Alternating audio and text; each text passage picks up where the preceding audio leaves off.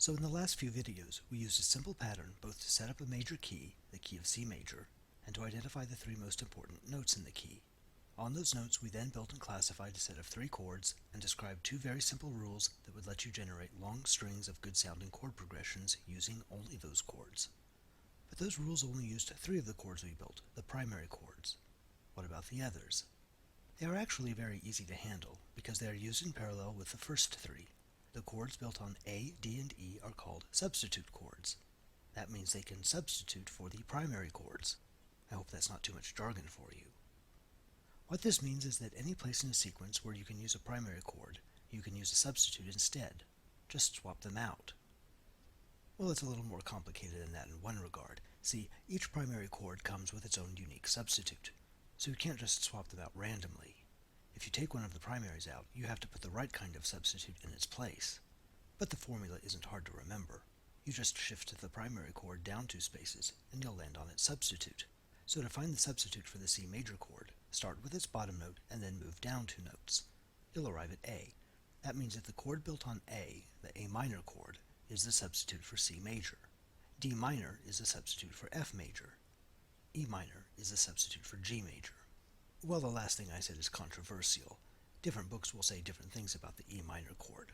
Some say it's the substitute for the G major chord. Some say it's the substitute for the C major chord.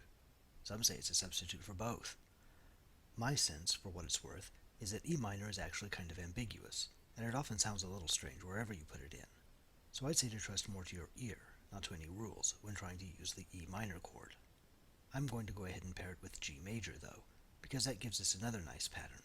The substitute chords make the same pattern as the primary chords, just shifted down two spaces, with the substitute chords holding positions parallel to their primaries. With this in mind, we now have another rule for generating chord sequences. Any primary chord can be replaced by its substitute. So here are four short sequences, played first with primary chords and then with a substitute. First up is D minor substituting for F major.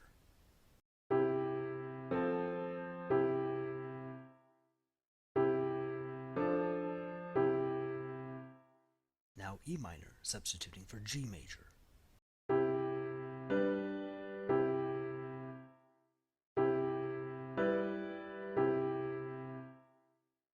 Finally, A minor substituting for C major.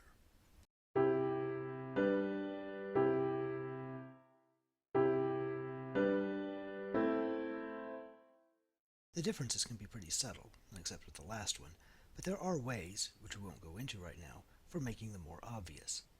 That's the nice thing about the substitutes. Depending upon how you treat them, you can either slide them in unobtrusively or make them stand out so as to give the progression more flavor. Here, for instance, is one way of making them stand out a little more, and it comes in the form of another simple rule.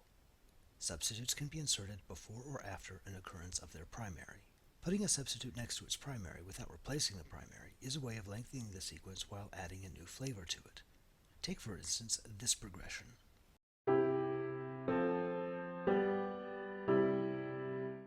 Instead of replacing the primaries with their substitutes, we'll insert the substitutes after the primaries, except on the final chord.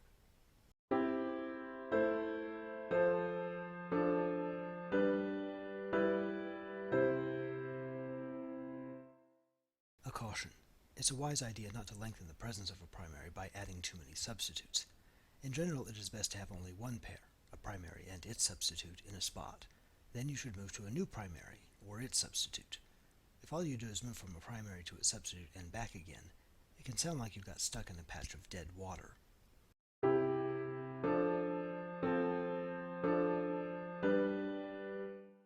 Also, be careful about using the sequence GAC, even though it otherwise fits our rules. It doesn't always sound bad, but it can. Explanation for why that is, though, we'll have to wait until the next video.